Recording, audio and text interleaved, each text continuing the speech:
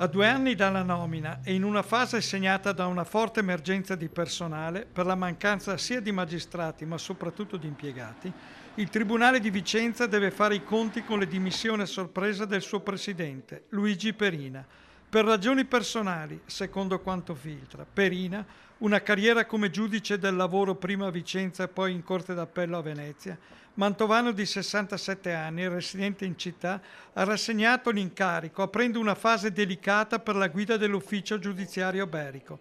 che pareva avere superato la fase più acuta di difficoltà con l'arrivo di Alberto Rizzo qualche anno fa.